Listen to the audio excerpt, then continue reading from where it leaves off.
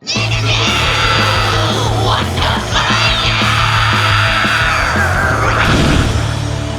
up? I'm Andy from Guitarist and you're watching Interview Under Fire. Go!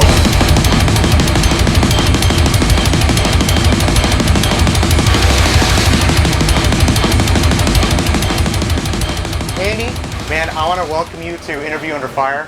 Technically a welcome back for Die Artist Murder. I yes. mean, thank you so much for taking the time to, sit with me today. Here's the thing.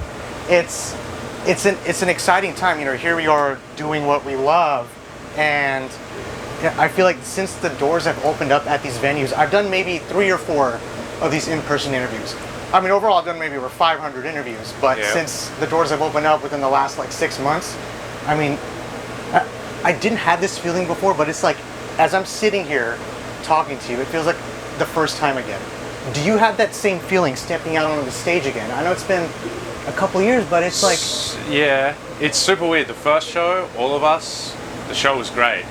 We played pretty good, all things considered, but we went to the backstage room and we all thought, that was really strange. Like, what are we doing, But second show was like, okay. We know what we're doing. We know how to do this. It's kind of like reviving a past life, like revisiting your childhood or something that you used to do. That and this happens to everyone in life. There are things you leave behind, things that you love. You have to get a real job, or hobbies that you stop doing because you get older or you get injured, and you get that sense of nostalgia. Maybe you used to play football and you watch a football game and you're like, whoa. So for us, it was like 24 hours of that. It was wild. And then now it's kind of just back to normal, It's almost like you kind of remind yourself how to get into the routine again. And, for sure. And having said that, with Die Artist Murder, for people who don't know, who are tuning into this interview, you guys got your start, back in, 06, Sydney, Australia. But would you say you guys have done so many countless tours? It's been 3 years since I have last seen you guys here. It's great to have you guys back here. CJ was the last person who sat with me, but would you say you have a newfound appreciation of the touring life now, considering what has happened in the last few years? I feel like that's a question that we just can't avoid at this point in our lives. I think maybe a lot of people may have that feeling. For me, I don't really. It's not something I ever took for granted. Touring is my life. Yeah. I've been doing it for 16 years. So sitting at home for 2 years is pretty boring. But I guess it's a good refresher for a lot of folks. Yeah. But for myself, I love it. Music is my life. The only other jobs I have are in the music industry. So to have all of those other little jobs be affected also was, a bit boring. Played a lot of PlayStation. Same.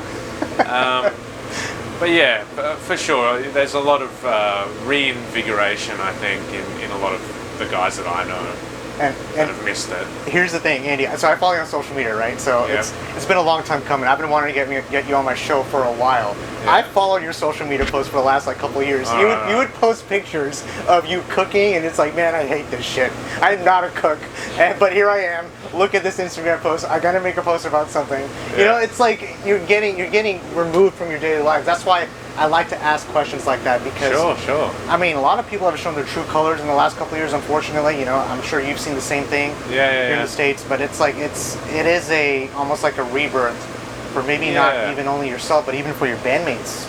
You guys have stuck together within these last 2 years. I think that's...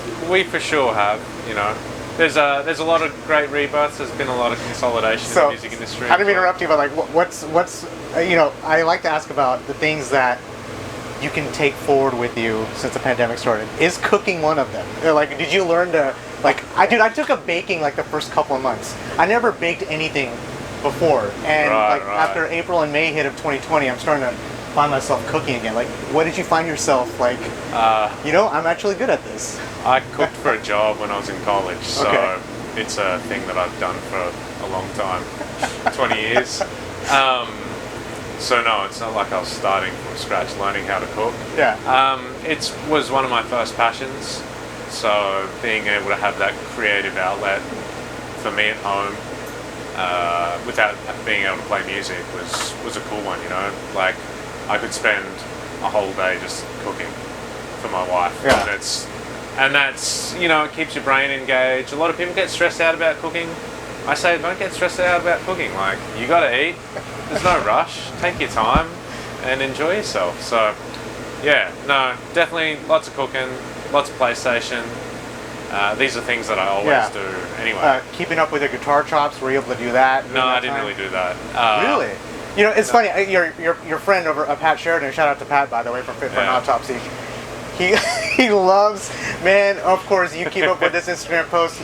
Man, his axes that he posts about, the purchases he makes. Yeah. I don't see the same thing with you, but I know you have that same passion. So it's. I got a lot of guitars, but for me, I don't really care about it that much. Like, most of our guitars are in storage. We tour a lot internationally, so I've got guitars in New Jersey, I've got guitars in Germany, I've got guitars in Australia. I didn't even have any guitars at home during COVID. Okay. So maybe about, I'm going to say 6 months into the pandemic, I had some guitars shipped to me. So I thought maybe touring would start soon, so I better start playing. Then I was like, no, this is going to go for another year. So I sent the guitars back. As soon as you go Instagram Live, if you ever do something like that, you know who's the first person that's going to pop up, right? It's Pat. Pat Sheridan. Yeah, he'll be trying to roast me, like I do it whenever he does an Instagram Live. I was lucky, me and Pat got to hang out, let's say about 2 weeks ago for a few days. We hadn't seen each other in over 2 years. He's one of my best friends. So, like, you know, even stuff like that. I mean, playing in a band is great and we're all friends and we do this thing together, but we tour with a lot of the same bands and have done for a decade. Right. And those people are like our extended family as well. So being separated from them for so long was very bizarre. And speaking of extended family, we're talking about touring, right? Oh, yeah, this back from the Gulag tour. I mean, Die Hard is murder. Let me just tell you about that for a second. Yeah. I don't play video games. I'm generally a pretty busy guy. And the pandemic hit, and Australia was going into a national lockdown, closing its borders and whatnot, and I wasn't able to leave. So I went to the store the day before they locked down and had the stay-at-home order, and I bought a PlayStation, and I went home and I played Warzone, and one of the people I played Warzone with was Trent from After the Burial. And I used to live in Minneapolis, close to him, so we stayed in touch playing this video game, and then we're like, let's do a tour together. Let's call it Back from the Gulag, which is a place that you go when you get killed in Call of Duty. So that's just, that's the backstory. I don't know if anyone's ever asked you that question.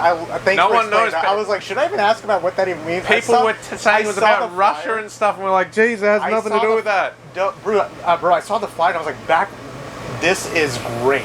Out of all the titles of all the tours I've seen, I mean, this catches on. It's like Back from the Gulag. It was unfortunate timing, but. And then you guys with the photo with the bands and together with the background, it was just. I mean, I'm sure there was that sense of, man, this is fucking awesome. We're doing this shit again. Yeah. And then, of course, After the Burial. Of course, shout out to After the Burial, and Currents, Brand of Sacrifice. All bands have been guests of mine. Grateful to say that, but. I want to ask about this, Andy, because here's the thing. I ask a lot of questions on our publication about the chemistry between the members of the same band, which I did with CJ. Yeah. It was just amazing camaraderie I see between you guys on the stage. There's a different level of energy that you guys exhibit on stage. Yeah. Because I find those kinds of stories really interesting. But in this case, I want to talk about the chemistry between the different bands on this tour. Right. There's a lot of genre bending going on. Yes. Between you guys. Do you think, and in your own words, do you think it takes chemistry to make a tour like this work? And if so, what kind? I know it's a very open-ended question, but I think it's an important one to ask. I don't think that it's necessary. I see a lot of tours where, you might not get it, or I might not get it, or the guys even on the tour might not get it. Mm-hmm. But it is preferential. And I don't think it's necessarily restricted to genres or anything like that. Currents, there's a guitar player and a songwriter in that band, Chris Wiseman's a good friend of mine. Yeah. We get along great. Yeah, we had Brian on the show. Shout out to Brian. I don't even really know that many Current songs. I think I know like one. But he's a cool guy, and so we're going to have a fun tour together, Brand of Sacrifice is another cool band.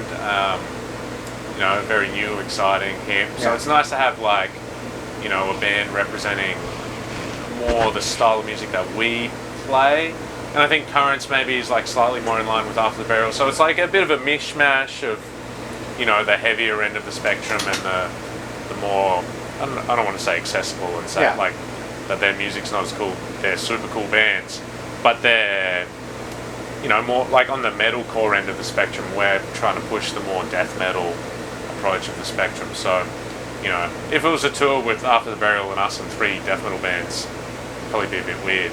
So having that mix, you know, I think stylistically for fans is good and also essential, you know, for this particular tour. And you guys are swapping spots tonight. I saw the set list. We are swapping, yeah. We trade places every night. Okay, so I thought it was like a one-time thing. But, you know, I know it's the beginning of the tour, but have you had a chance to spend time in these cities yet? I know you've been on the West Coast so far. You've been through Arizona. Like, I know it's kind of just one city to the next, but have you had a chance to spend time in LA? You know, Phoenix, like more time in LA than I would have liked. Sorry, LA. I just hate going there. The traffic. That's one of my favorite places to be. Like, oh, bro. How do you guys survive? What is it? The I-5, right? Dude, the I-5, the 105, the 405. They all. I spent 9 hours driving in LA Friday, 2 weeks ago, a week and a half ago. Yeah. I would have driven under 100 miles total. I gotta ask, have gas prices had an effect on you guys yet? Considering they're terrible. Oh, Jesus, yeah. So thanks to everyone that's buying merch, because gas prices are tough now. Yeah. But no, spending time, you know, we've had some days off. We spent a day off in Monterey, spent a day off in Roswell. That's boring, never go there. Sorry, alien people. I've never been to Roswell, so it's like this is the first time I heard an answer like that. So today we went into, is it Deep Ellum? Downtown. Yeah, that's one of the some barbecue. Popular. The Pecan Lodge, very good. So you actually went to, okay, I've never been to Pecan Lodge because every time I try to get there, it's always booked. How did you? Okay, I just walk in there. Let it be known, Andy Marsh from Die Art went to Pecan Lodge Props before. to my homie Ryan Latrue from For Today, who gave me the recommendation many years ago. I think I've been like 3 or 4 times. Yeah. Awesome. Man, barbecue, I mean, that's like the first thing you gotta have when you're in Texas. But yeah. By the way, if you haven't been, I think I mentioned this to CJ, have you been to Buc-ee's yet? Yeah, bro. We're professionals. I've been to Buc-ee's. I've lined up at Franklin Barbecue at 4 o'clock in the morning like 5 times already. Like, oh my goodness. I've done it all. So. Oh yeah, you're a seasoned vet, Andy, at this point. We don't always have time off on show days, but we must have done 15 US tours or something like that now, where it's like, okay, we might be busy, but we've had a day off in most of the places to kind of see what's going on. Yeah, man, that's I always like ask that question because Buc-ee's is kind of become it is a tourist attraction at this point. It's like if you come to Texas, you know, some bands come through here. Our publication covers and like, hey, what's Buc-ee's? Oh, have you heard of Pat Sheridan? That's the first thing I asked him when he came to my show, and he's like, yeah. I think he had like pants that he bought from Buc-ee's. Yeah, I've got Buc-ee's merch. You gotta have Buc-ee's merch if you don't have Buc-ee's merch. Are you even living? A few guys on our crew have Buc-ee's tattoos. So. Oh, dude. Yeah. Man. We're legit. Well, Andy, we're approaching the last part of the interview, so here's what we're gonna do. We're gonna end things on a pretty silly note. I didn't get to do this with CJ last time because we ran out of time. We got all the time you want. All right. Ask me all the questions. Man. We're gonna do something here called the lightning round. Everybody gets nervous when I say that. You're fine. I'm gonna go down the list. Go. You just have to think quick on your feet. All right. That's how I go. Yeah. All right. Here we go. What's the capital of Texas? Austin. Yeah. Red or blue?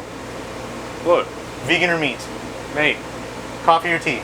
Coffee. Cats or dogs? Dogs, by far. Game of Thrones or Lord of the Rings? Game of Thrones sucks, so Lord of the Rings. There we go, there's my dog right there. Did you say Game of Thrones sucks? Yeah. Okay, Game of Thrones seasons 1 through 6. Don't even want to hear about it. It sucks. Alright, now, we're in Texas, you mentioned it. This is actually a debate here, if you don't believe it or not. Is it pecan pie or pecan pie? Pecan. Yeah, it's pecan. Yeah. I feel like people in the Northeast, more like New York, New Jersey, they say pecan. Yeah, right. Which I've heard. So. That's weird. Mexican food or Italian food? Italian. Country or hip hop? Neither. Halloween or Christmas? Christmas.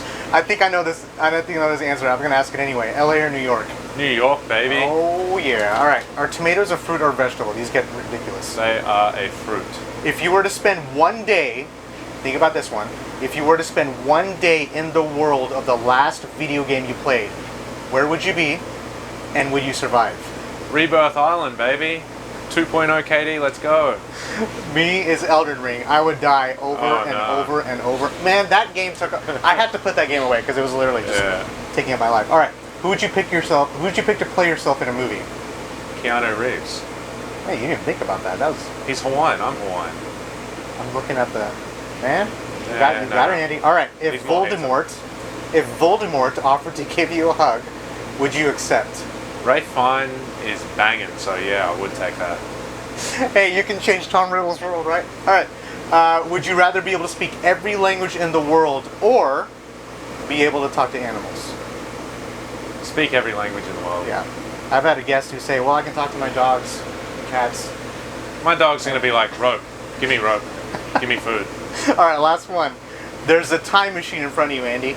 It says the destination is the first concert you've ever attended. Where are you? And what do you remember the most about time this day? machine to a concert? Yeah. I don't want to go on a time machine to a concert. I don't know what my first concert was. Really? Yeah, I have no idea. That's an answer. I just started playing gigs. I didn't go to shows. I got a guitar and I went on tour. I was born with my guitar, man. That's how it works. Man, this has been an honor, bro. Thanks so much for doing this. Do you have any last words? Anything for the fans? This is gonna be worldwide, so whatever you want. Any message for the fans? Any music from Die Hard? I don't know what you can and cannot say. I have nothing further to add. Well, everyone, this is Andy from Die Hard is Murder. Catch Back from the Gulag tour. I feel like I want to say it in Russian. Back from the Gulag tour. Yeah. And you guys have pretty much a whole month left on this tour, right? I think mid, or maybe towards the end of June. You guys just kicked out this tour. We got 1 month and 1 day remaining.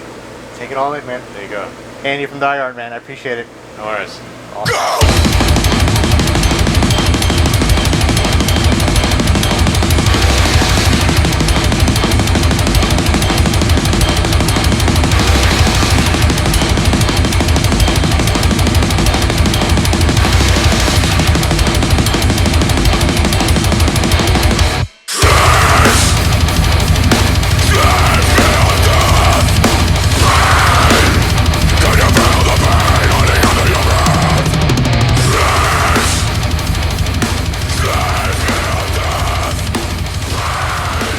Hey guys, thanks for listening to Interview Under Fire podcast. If you guys liked what you heard, please subscribe and share our channel. And please leave a 5-star review as that helps us tremendously.